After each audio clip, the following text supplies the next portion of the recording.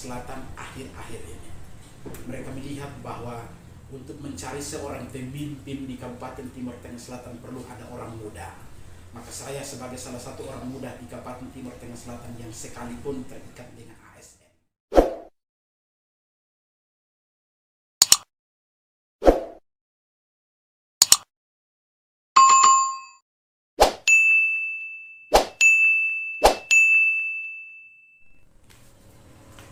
Baik, selamat berjumpa kembali lagi bersama saya Franciscus Talam dalam acara Bincang Bersama. Dalam topik kali ini kita bicara mengenai profesi pegawai negeri sipil, dan hari ini kita bersama dengan seorang tokoh yang juga sebagai aparatur sipil negara, khususnya di lingkup Pemda TTS. Beliau tidak asing lagi, beliau adalah Pak Maksi Angket, bertugas di Badan Kesatuan Bangsa dan Politik Kabupaten Timur Tengah Selatan. Langsung saja kita sapa beliau. Selamat sore. Selamat sore, Max. Selamat Ini sore, Pak. panggilannya Max atau gaulnya apa nih? Sapaan biasa setiap hari itu Maksi. Maksi. Biar untuk lebih dikenal juga, begitu Pak.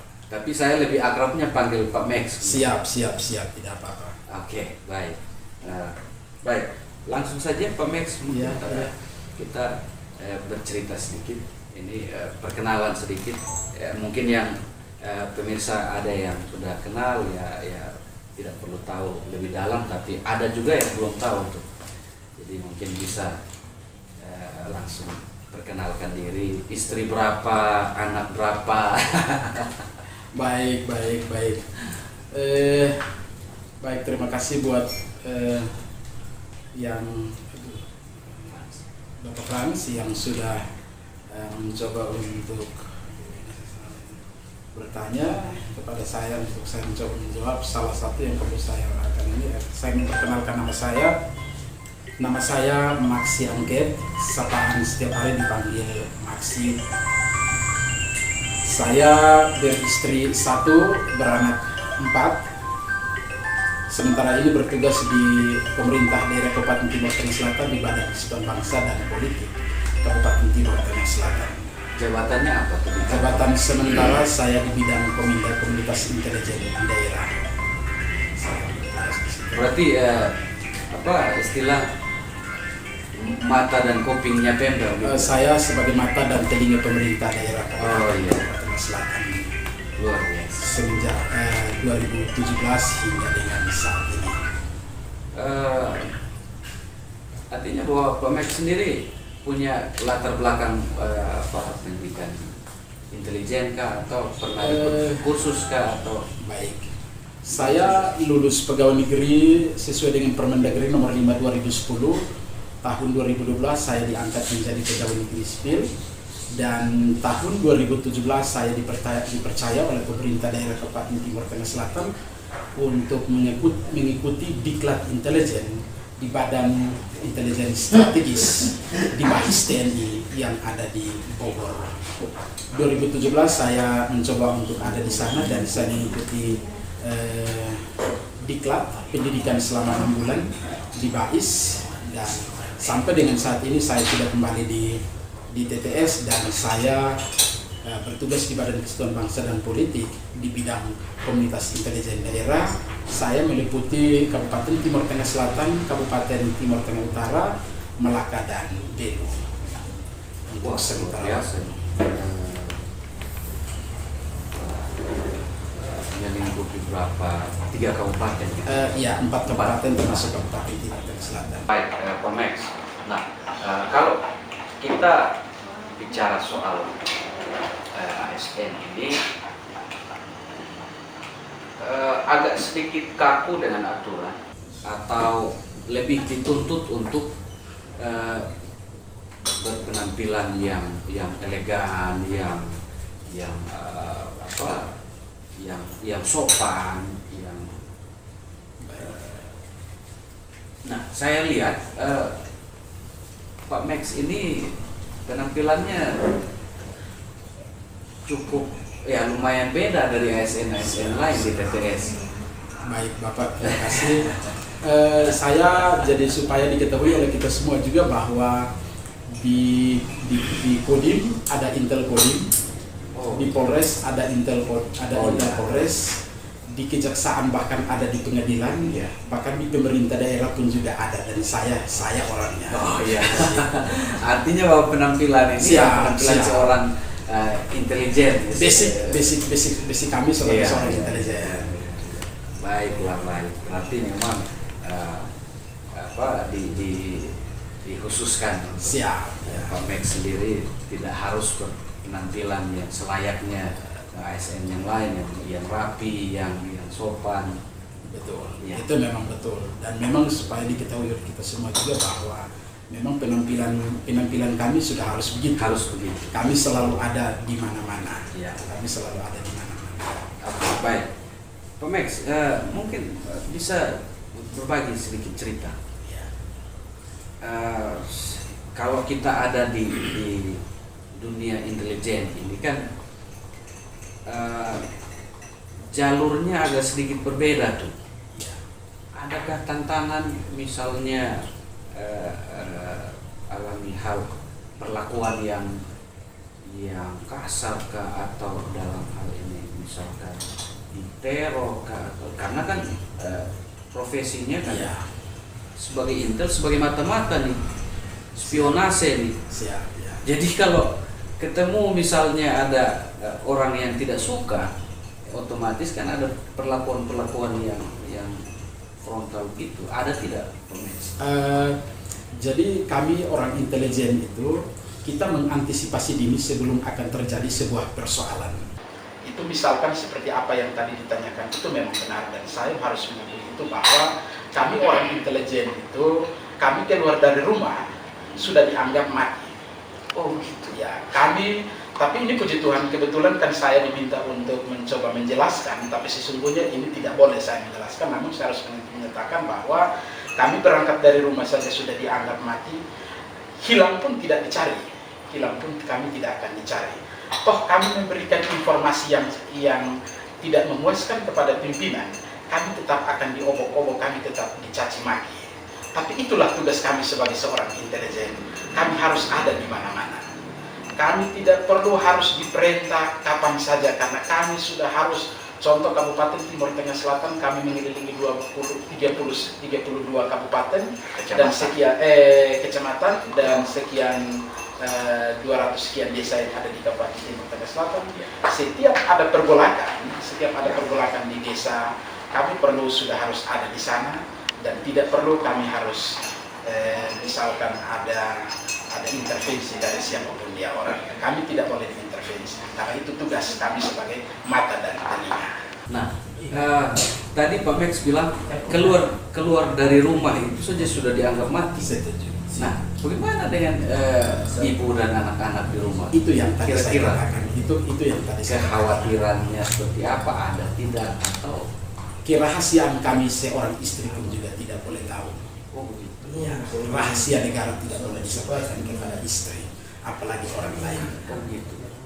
Ini sekedar gambaran untuk supaya diketahui bahwa tugas kami tidak boleh diketahui oleh istri sekalipun. Baik.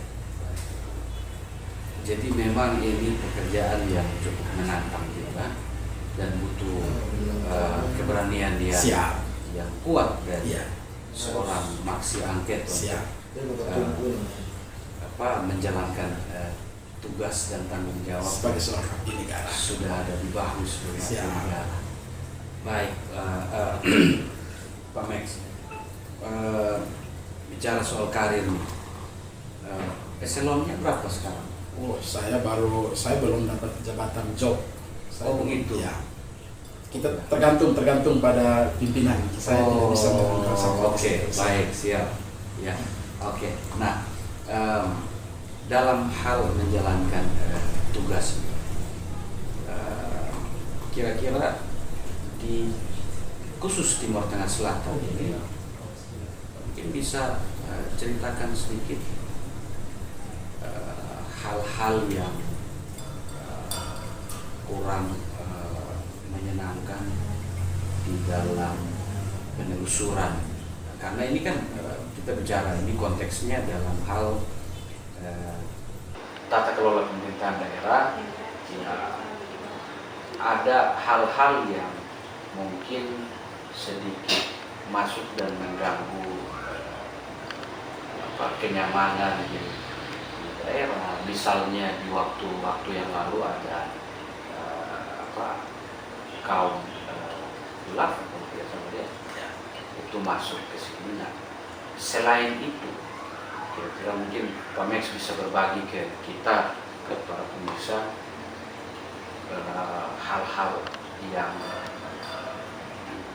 hal-hal dari luar yang masuk untuk kemungkinan bisa merusak tatanan budaya masyarakat Timur Tengah Selatan, supaya ini kan sekalian kita edukasi juga, kita sampaikan ke masyarakat bahwa ini isu-isu ini yang kemudian akan berpotensi terjadi di Timur Tengah Selatan. Jadi masyarakat juga tahu bisa berhati-hati di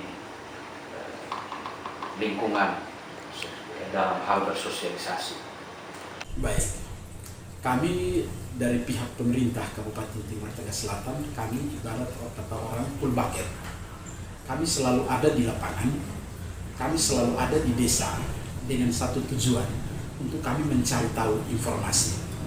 Informasi itu mengantisipasi dini sebelum akan terjadi sebuah persoalan di kemudian hari, seperti apa yang tadi dikatakan bahwa kita mencoba untuk melihat situasi perkembangan akhir-akhir ini di Kabupaten Timur Tengah Selatan. Saya perlu menyatakan buat kita semua juga bahwa untuk pemirsa semua juga bahwa salah satu itu kebetulan kita akan masuk dalam perpolitikan ke depan. Perpolitikan ke depan itu perlu kita menjaganya agar supaya jangan sampai ada yang mencela di antara para bakal calon.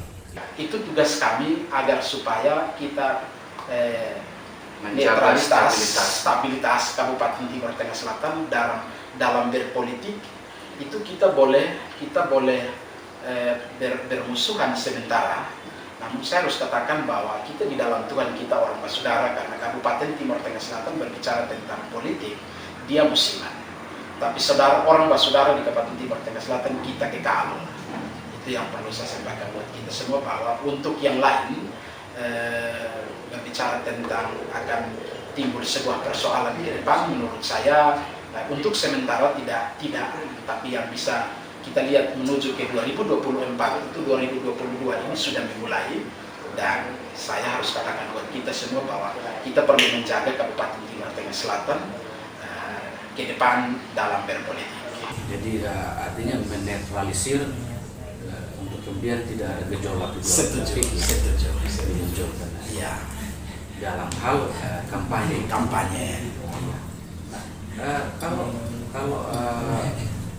itu mengenai politik. Kalau misalnya tentang tatanan sosial, kira-kira ada tidak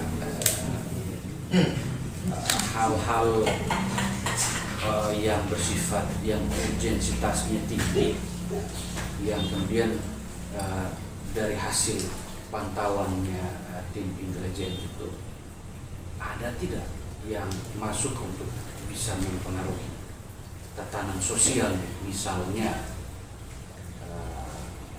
mempengaruhi budaya berpikir masyarakat melalui doktrin dan lain sebagainya, ada tidak? Baik, kami melihat sesungguhnya itu ada. Saya harus katakan bahwa itu dia bisa masuk melalui LSM, dia bisa masuk melalui organisasi-organisasi yang lain, misalkan itu dalam keagamaan, itu dia bisa sampai nanti bisa merongrong pemerintah, namun itu kami sebatas full bucket, dan itu tidak bisa nanti kami sampaikan ke publik untuk supaya publik mengetahui itu menjadi bahan referensi bagi kami, untuk kami menjaga, mengantisipasi dia tidak akan terjadi sebuah persoalan di kemudian hari. Oke, artinya bahwa dari hasil full bucket itu kemudian dilakukan monitoring, Ya. kemudian apa istilah ada penyaringan gitu Ya. di kantor, Ya. karena harus organisasi apapun itu yang mau berafiliasi di Kabupaten Timur Tengah Selatan harus terdaftarnya melalui Badan Kesatuan Bangsa dan Politik pemerintah daerah Kabupaten Timur Tengah Selatan. Jadi memang itu, ataukah ada langkah antisipatif lain?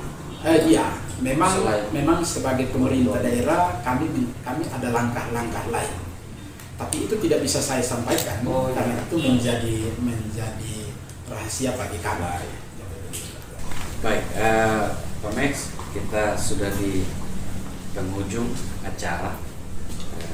Mungkin ada satu lagi pertanyaan yang perlu dijawab untuk diketahui bersama. Ini ada isu-isu Pak Max ini akan maju sebagai salah satu bakal calon kepala daerah di periode-periode mendatang. Kira-kira betul tidak itu isu itu? Mungkin bisa bagikan sedikit ke pemirsa.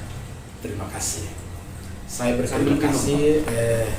Pertanyaan itu saya memberi apresiasi karena saya bersyukur ketika kalau nanti amanah itu datang dari masyarakat Kabupaten Timur Tengah Selatan akhir-akhir ini. Mereka melihat bahwa untuk mencari seorang pemimpin di Kabupaten Timur Tengah Selatan perlu ada orang muda. Maka saya sebagai salah satu orang muda di Kabupaten Timur Tengah Selatan yang sekalipun terikat dengan ASN, aparatur sipil negara yang ada yang kebetulan bertugas di Pemda Kabupaten Timur Tengah Selatan, saya harus menyatakan bahwa kalau amanah itu datang dari masyarakat, kenapa saya harus menolaknya? Saya siap untuk bersama masyarakat demi membangun Kabupaten Timur Tengah Selatan ke depan yang lebih baik. Artinya kan itu salah satu niat baik Max dalam hal politik di daerah. Kita pada dasarnya kan semua punya hak politik yang sama, hak memilih, hak dipilih. Jadi tentu masyarakat luas, para pemirsa, khususnya masyarakat Timur Tengah Selatan saat ini bisa mendapatkan salah satu referensi untuk kemudian nanti di hajatan politik tiba waktunya bisa menentukan pilihan-pilihan politiknya itu berdasarkan analisa, karena memang kita tahu sendiri bahwa budaya politik kita masih tradisional, masih primitif, jadi butuh pendekatan, butuh sosialisasi yang lebih kuat lagi untuk kemudian kita merubah, bisa mempercayai tokoh-tokoh muda yang punya visi yang kuat, punya misi yang baik untuk Kabupaten Timur Tengah Selatan. Oke, baik Pak Max, kita sama-sama mendoakan kalau memang Tuhan berkehendak dan masyarakat pun mau untuk Pak Max maju sebagai bakal calon kepala daerah, kita Terima kasih. sama-sama beri dukungan. Nah, yang terakhir Pak Max, mungkin bisa sampaikan sesuatu kepada masyarakat Timur Tengah Selatan, para pemirsa, terkait dalam hal ini pengkhususan status Pak Max sebagai intelijen di Timur Tengah Selatan. Kira-kira pesan apa yang mau disampaikan untuk kemudian masyarakat bisa ada langkah-langkah antisipatif secara personal di rumah masing-masing atau di dalam lingkungan sosial? Silakan bisa sampaikan. Baik, terima kasih. yang kami hormati dan khususnya kepada para pemirsa, para pendengar di mana saja berada. Perlu saya sampaikan buat kita semua, lebih terkhususnya yang ada di Kabupaten Timur Tengah Selatan, agar kita sama-sama menjaga lingkungan kita mulai dari tingkat RT, RT, RK, dusun hingga tingkat desa, bahkan sampai di tingkat kecamatan dan kabupaten. Kita mengantisipasi salah satu itu karena kita Kabupaten Timur Tengah Selatan sekalipun tidak berbatasan langsung dengan negara tetangga, dalam hal ini Timor Leste, namun mungkin ada di Australia, tapi kita berdekatan juga. Karena akhir-akhir ini kalau nanti masyarakat melihat ada yang dicurigai, contoh perjudian di Kabupaten Timur Tengah Selatan ini juga marak, maka saya perlu menyampaikan bahwa ketika orang itu dicurigai, tolong nanti dilaporkan kepada pihak-pihak yang berwajib. Itu supaya nanti kita sama-sama mengantisipasi dini. Karena Kabupaten Timur Tengah Selatan akhir-akhir ini kita kebetulan juga berdekatan dengan negara tetangga, itu yang perlu supaya kita melihat orang yang ada di daerah kita ketika mencurigai, perlu kita melaporkan. Kalau di desa, kita melaporkan kepada pihak RT sampai dengan mungkin tingkat desa. Saya untuk sementara. Oke. Baik, terima kasih banyak. Terima kasih untuk waktunya. Ya, terima kasih. Kita akan jumpa lagi di kesempatan yang mendatang.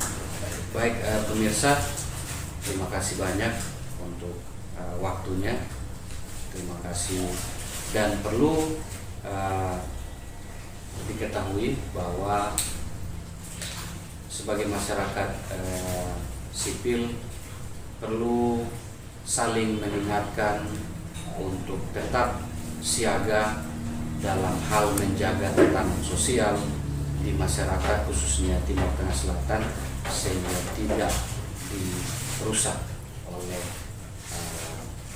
pihak luar. Baik, jadi sekian dan terima kasih, sampai berjumpa lagi.